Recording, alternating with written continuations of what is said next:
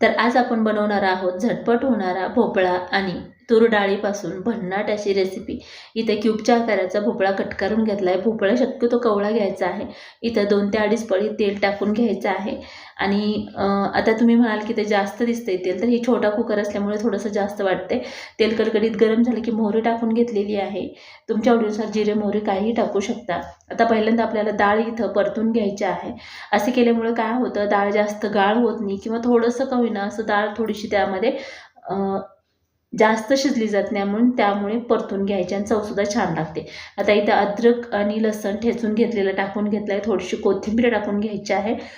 आणि भोपळा करताना अशा प्रकारे जर केला, बऱ्याच वेळा फक्त भोपळा खायला नको होतं किंवा मोठेसुद्धा लहानसुद्धा खात नाहीत, तर अशा प्रकारे केलं तर नक्की खातील। पाव चमचा हळदी पावडर, अर्धा चमचा मीठ आणि 1 चमचा लाल तिखट टाकून घेतले आणि पाव चमचा धने आणि जिरेची पावडर। आता ही भोपळासुद्धा इथं मी टाकून घेतलेला आहे। तर असं काय केलं तर भोपळा काय होतं, बऱ्याच वेळा थोडा मोठा जरी असला ना, तर बरेच व्यक्ती घरातले खात नाहीत। मग त्यावेळी पराठा करण्यात थोडा, भाजी करण्यात थोडा, तर थोडासा भोपळा राहिला तर मग सर्वांना भाजी पुरणार नाही। त्यामुळे अशी डाळ वगैरे टाकली ना, तर मग भोपळ्याची भाजी सर्वच जण खातात किंवा न खाणारे सुद्धा खातात। यात टमाटरसुद्धा टाकून घेतलेला आहे। आता ही व्यवस्थित मिक्स करून घ्यायचं आहे। थोडासा भोपळा राहिला तर भाजी वाढवण्यासाठी हा पर्याय। तर आता इथे थोडासा गरम मसाला मी टाकून घेतलाय। परत ह्याला छान परतून घ्यायचं आहे आणि सर्व हे व्यवस्थित परतल्यामुळे त्या भाजीची चव एकदम मस्त अशी लागते। सार्वजनिक ठिकाणी किंवा कुठल्या कार्यक्रमामध्ये अशा प्रकारे ही बनवले जाते।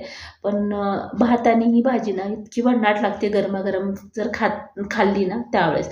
आता इथे थोडीशी कोथिंबीर टाकली आणि इथे मी 2 कप गरम पाणी टाकून घेते। तुमच्या आवडीनुसार टाकू शकता, पण थोडीशी सरबरीत भाजी चवीला छान लागते, खूप पातळ करायची नाही। आता इथे मीठ चेक करून घ्यायचं आहे, बरोबर आहे का नाही। थोडंसं मीठ कमी वाटलं पाव चमचा, इथं आणखीन आपण परत टाकून घेतोय। आता कुकरला झाकण लावून 1 शिट्टी करायची किंवा दुसऱ्या शिट्टी होण्याच्या आता आपल्याला हे कुकर बंद करून घ्यायचं आहे, म्हणजेच गॅस बंद करायचा आहे।